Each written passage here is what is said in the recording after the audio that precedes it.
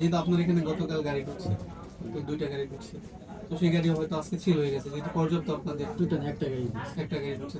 আমাদের একটা গাড়ি 12,000-এর গাড়ি মিসাসুদর পুলিশ স্টেশন নামে আমাদের নামে সেই গাড়িগুলো খুলনা যায়, খুলনা থেকে তেল নিয়ে আসে। কালকে আমার অপশন দিচ্ছে 2,000, পেট্রোল দিচ্ছে 3,000, ডিজেল আছে 6,000।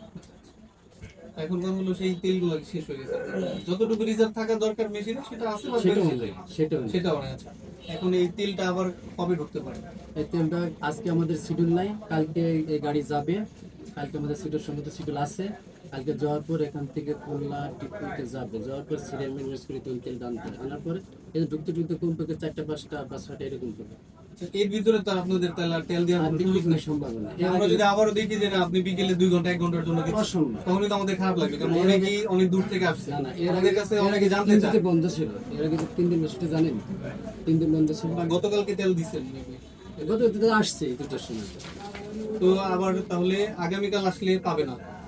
এই সংস্থা যে কোনো জায়গায় লোকটাকে আছে, যেটা নীতিমালা আছে যে সরকার মানে আমাদের যে প্রশাসন তাদের মানে বাধ্যতামূলক ভাবে হইল তাদেরকে সেবা দেওয়ার জন্য পাম্পের তেল কিছু ইমার্জেন্সি তেল রাখা কি প্রয়োজন, যেমন ফায়ার সার্ভিস, এই যে অ্যাম্বুলেন্স, এটা বুঝিনি তো বলার কিছু ঠিক আছে, এগুলো বাজার থেকে নেওয়ার জন্য।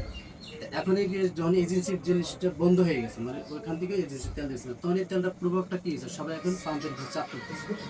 এখন আমার যে তেলটা দিতেছে সেই তেলটা কি হইতেছে ক্ষণিকের মধ্যে 2-3 ঘন্টা 4 ঘন্টা সেরকম ভাবে ইয়ার হইতেছে, শেষ হয়ে যেতেছে।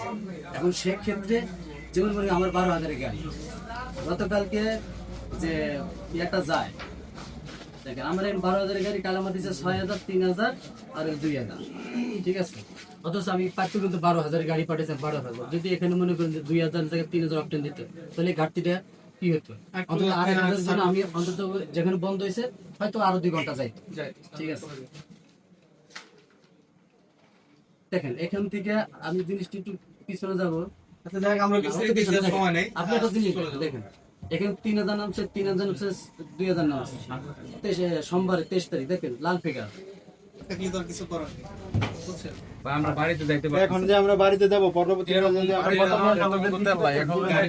তাহলে আমরা গাড়ি নিয়ে আমরা কিভাবে যাব আর কিভাবে আসবো? কালকে কিছু অলরেডি যে দেখি দেখেন এই কিন্তু একটা প্রশাসন নিয়ে এই সামারিটি কিন্তু চলে যাচ্ছে মন্ত্রণালয়। গাড়ি শোনেন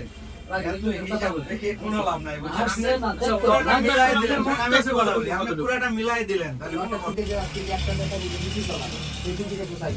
ঠিক আছে, ওই একই কথা কথা তো সেইটাই, একদম যদি দৃঢ় হয়ে যায় আমি দেখাচ্ছি আপনি অলরেডি এগুলার এই যে আমার সামারি আছে, এই সামারি থেকে মনে করেন যে এই যে ইয়াটা আছে, এই জিনিসটা দেখেন 1457 1457 4-7-68 এই জিনিসটা এইতে এই আপনি বিভিন্ন অফিস দপ্তরে চলে যাচ্ছেন, এনএসআইটি সিবিসি আবি সব জায়গায় টিউনের সাথে সব আসতে পারবো না, আসতে পারবো না। আমরা পরবর্তীতে বোতলটা নিয়ে আসি, আমাদেরকে দিবে না মানে এটা তো আসলে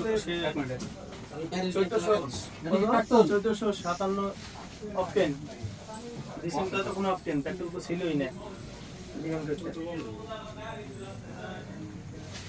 1457.11 থেকে সকালে কতটুকু দিকে আর কতটুকু মজুদ আছে?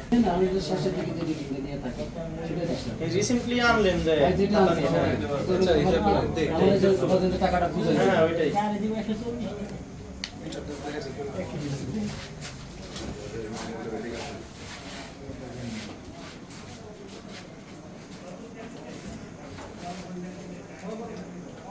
এটাই তো না তো হ্যাঁ এটাই 1532 আমি বললাম না তো অলরেডি গর্দার মধ্যে চলে গেছে ফাটাকের কথা এসব ঠিক আছে, তাহলে কালকে আমরা সন্ধ্যা ছাড়া তেল পাইতেছি না। বিষয়টা কি যে শুনুন, বিষয় কি আপনি আমাদের